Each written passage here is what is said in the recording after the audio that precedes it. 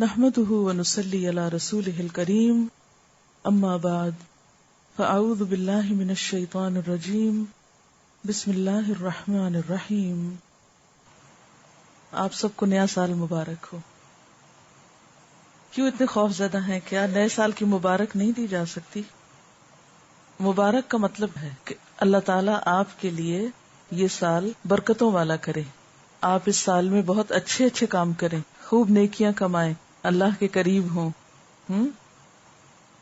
مبارک دینا جو ہے نئے سال کی، اس میں کوئی قباحت نہیں ہے، کیونکہ یہ تو ایک دعا ہے. اور اس موقع پر اس لیے کہ ہم عملاً عیسوی سال استعمال کرتے ہیں یا ہم اپنی تاریخیں عیسوی سال کے اعتبار سے گنتے ہیں یا اوقات اور مہینوں کا حساب کرتے ہیں. تو جب ایک چیز ہمارے استعمال میں ہے ہی تو پھر اس اعتبار سے ایک خاص دعا کرنا، خاص نیکی کے کاموں کے ہدف مقرر کرنا، اس میں کوئی قباحت نہیں ہے.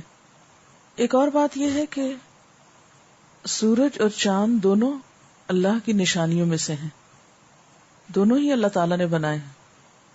ہجری کیلنڈر چاند کے اعتبار سے ہے، چاند اللہ کی تخلیق ہے، اور عیسوی کیلنڈر سورج کے اعتبار سے ہے تو سورج اللہ کی تخلیق ہے. ہاں، ہم ہجری کیلنڈر کو عیسوی کیلنڈر پر ترجیح اس لیے دیتے ہیں کہ نبی صلی اللہ علیہ وسلم نے اس کو استعمال کیا، اس لیے اس کی فضیلت اور فوقیت ہے، اس کا استعمال کرنا بہتر ہے. لیکن عیسوی کیلنڈر کو استعمال کرنا منع نہیں ہے، حرام نہیں ہے، گناہ نہیں ہے، غلط کام نہیں ہے، کیونکہ یہ شریعت کے تقاضوں سے ٹکراتا نہیں ہے.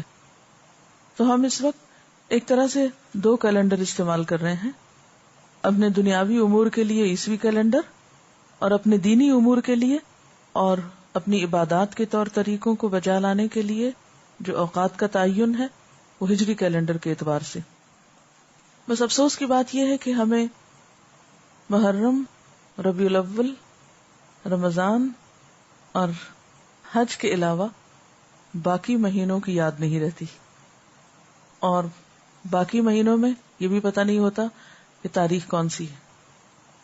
اس حد تک غفلت درست نہیں، اس حد تک بے نیازی اچھی نہیں. اس کے لیے کیا ضروری ہے کہ ہم کیا کریں؟ دونوں تاریخیں یاد رکھا کریں یا رکھنے کی کوشش کیا کریں. تو میرے خیال ہے کہ اس سال سے اگر ہم دونوں تاریخوں کا استعمال شروع کر دیں اور جہاں تاریخیں لکھی جائیں یا کہیں بھی ایک جگہ تو ریمائنڈر کے طور پر کسی سافٹ بورڈ پر یا کسی بھی جگہ ایک تاریخ کے ساتھ دوسری کا بھی ذکر کر دیا جائے تاکہ ہمیں یاد رہے.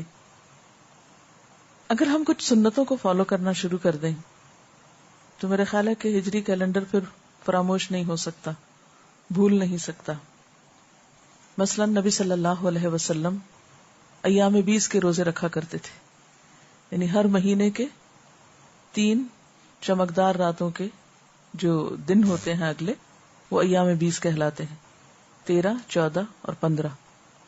تو اگر ہم اس سنت پر عمل کرنے لگے تو انشاءاللہ ہمیں ہجری کیلنڈر جو ہے وہ بھولے گا نہیں.